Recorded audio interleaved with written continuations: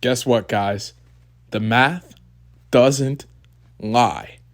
The math doesn't lie. 151 with teams leading 3-0 in a playoff series. It's just how it goes. And I really thought that it was going to go that way. Yesterday's game was as tight as going into it as I thought it could possibly be. I thought that the Celtics had a really big chance to win that game. And you know what? The math just didn't lie. Now we're going to talk about some factors that went into this game. The Celtics losing this series. They are now out of the playoffs. The Miami Heat move on to the NBA Finals, winning this series 4-3 after dropping 3 straight games after going up 3-0, winning 103-84 on Boston's home floor. Kind of a blowout from the mid-third quarter. You don't really expect that in a Game 7, especially from this Boston Celtics team that has constantly won Game 7s in their history as a tenure in this Jaylen Brown, Jason Tatum duo era since about the bubble. They've won a ton of Game 7s. You didn't really expect them to go out like this, losing by almost 20 on their home floor, it being over in the midway through the third quarter, and there's some factors that went into this game, and let's talk about some of them. First off, let's credit Miami. Miami played a great series, despite losing 3 games in a row, after going up 3-0. Despite losing all 3 of those games and it having to go to a Game 7, they played a really great series. For an 8-seeded team, a team that won 44 games, a play-in team that lost their first play-in game against the Atlanta Hawks and had to win a tough one against the Chicago Bulls to even make it into the playoffs, for them to beat the Milwaukee Bucks 4-1, for them to beat the New York Knicks, for them to beat the Boston Celtics, who were favored to win the NBA Finals after the Milwaukee Bucks were out of it. It's impressive for this Miami team to go on all the way to the NBA Finals, where they were one shot away from missing it last year. They're back in the NBA Finals for the first time since the bubble, and twice in the Jimmy Butler era. It's absolutely impressive. Let's give them their flowers. Jimmy Butler, he played a good game, 28 points. He had a clutch 3 3-pointers that really swayed the momentum of the game, 2 of them in the third quarter that, kind of pushed this lead over with, and the game was over pretty much after he hit those threes. 12 of 28 from the floor, and like I said, 28 points, 7 rebounds, and 6 assists. But star of the show, really, and in my opinion, the player who should have won the MVP of the Eastern Conference Finals, Caleb Martin. Starting lineup, 45 minutes, 11 of 16 from the field, 4 of 6 from 3, 10 rebounds, and 26 points in this Game 7. Absolutely clutch. We talk about role players who step up in big moments and have great games to propel your team to a win, and Caleb Martin was that guy. He was that guy, and he was that guy all series long. He played super well. His shooting was efficient. Even in the losses, especially in games 4 and 5, had really good games. His shooting has been there. And you know what? He probably should have gotten the MVP award. Now, of course, Jimmy Butler is Jimmy Butler, right? He's the star of this Miami Heat team. He's the reason they're in this spot right now. But I feel like Caleb Martin should have gotten some consideration for that award. But that's neither here nor there. Congratulations to the Heat for getting to the finals. Caleb Martin played really well.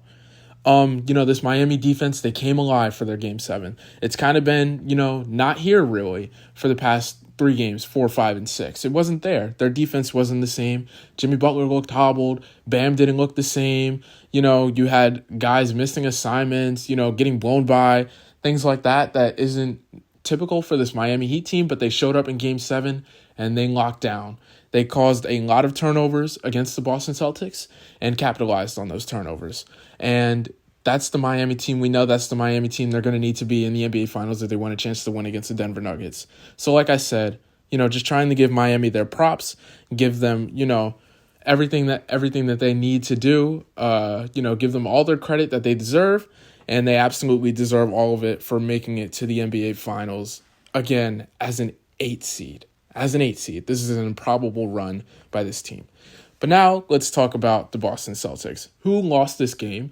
Obviously won 3 games in a row to get to this point after being down 3-0, and had all the momentum, it felt like, going their way. everyone was talking about.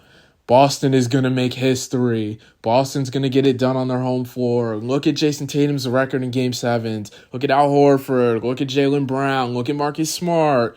Look at their team. This is the Boston team that they're supposed to be. They're finally finding themselves. They play best when their backs are up against the wall. They play best when they're under pressure. Well, that didn't really happen for this Game 7. We'll talk about, first off, Jason Tatum. He got hurt on the first offensive possession of the game. Tweaked his ankle after missing a shot on the first play of the game, like I said, and just wasn't the same. You get injured, and that sucks. Jason Tatum is the leader of the Boston Celtics team. He's their best player. He has had fabulous Game 7 performances, even in this playoffs, dropping 51 against my 76ers in the Game 7 and during the semifinal. Had a great Game 7, and he got hurt in this game. It just wasn't the same. Now, he still went through and played 42 minutes, but he was 5 of 13 from the field, 1 of 4 from 3, and only had 14 points. He just wasn't the same. So, the Boston Celtics elected to turn to Jaylen Brown, who didn't really shine in his star number one option role here in this Game 7. He was 8 of 23 from the field, 1 of 9 from three-point land, and 19 points on the floor in 43 minutes. Jaylen Brown did not have a great game. And most people, what they're going to point to, Jaylen Brown had the ball a lot in his hands, and he had 8 turnovers and was a minus 17 on the floor. Jaylen Brown, a lot of people on Twitter talk about his handle. He doesn't have a handle. Jaylen Brown, he gets stripped a lot, things like that. Doesn't make great decisions all the time. Takes a lot of tough jump shots. Jaylen Brown is a really, really good player. Jaylen Brown should be re-signed by the Celtics, in my opinion. But throwing him into the fire for a Game 7, saying, all right, Jaylen Brown, you've been playing as the number 2 option all season long, behind Jason Tatum. We're going to throw you in the fire in the Game 7 with our season on the line, with a chance to go to the NBA Finals. Take us there. I don't think Jaylen Brown was ready for that. I really don't. I don't think you can throw a player into the fire like that. You can't expect him to elevate to Omega superstar status on the flip of a switch. It doesn't necessarily work like that. Some players are built like that. Some players aren't. Sometimes it doesn't work. And Jaylen Brown clearly wasn't ready for it. Like I said, those 8 turnovers, minus 17 on the floor, 19 points, 8 of 23 from the field. He wasn't ready for it, clearly. Clearly, he wasn't ready for it. And that's something that's hard to do. I don't want people to look at this game and be like, oh, let's not pay Jaylen Brown. It's time to break up Jason Tatum and Jaylen Brown. I don't think that's necessarily the move. I think it's a little bit too fast to move on from Jason Tatum and Jaylen Brown. They are still really young. We still talk about them being really young. They have not hit their prime years, usually it being from around 26 to 32. Depending on how good you are, that extends for a little bit longer. They have not hit those ages yet at all. And they have made conference finals after conference finals after conference finals, broke through and made the NBA Finals last year. I just think with a few tweaks to this roster, you can make an NBA Finals and win an NBA Finals because they are dangerous. The Boston Celtics are very dangerous. They're just a little bit inconsistent. I think with some changes, they can make it there. They can definitely make it there. They have shown that they can make it there. Other than that, not everyone else really had their best game. Al Horford was a minus 10 on the field, from the floor. Marcus Smart wasn't great. Derek White, probably their best player for the game, had 18 points, was 5 of 12 from the field. And you didn't really get much from the bench from Boston, and that resulted in them getting blown out. Now, we'll talk about Boston in their offseason in another video more in depth.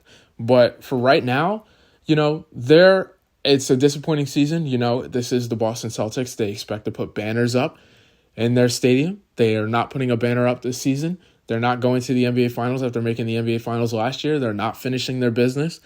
They will have the opportunity to do it next year, come back stronger. You don't make it to the finals every year. This is the NBA. It's hard. It's very, very difficult to get back there. And, the Boston Celtics, they're definitely not out of it. They're not out of it at all. It sucks losing a Game 7 like this, though, and going home after coming back from down 3-0. Like I said, we have to give them their props, too. Good on them for not losing their head and, not just giving up on Game 4, Game 5, Game 6. pushing all the way through, making it all the way to a Game 7 after being down 3-0. That's an improbable comeback, even though you don't win. I'm not going to say I'm not happy about it, though, because, I'm not really a Boston Celtics fan, but we try to be objective. Other than that, we have a Denver-Miami NBA Finals. We'll talk about that in another video, too, because we got some time until the finals start on June 1st. With that, that's going to end this video. Like, comment, subscribe, all that other fun YouTube stuff. Check out the links in the description. Twitter, Instagram, my website. Peace out, guys.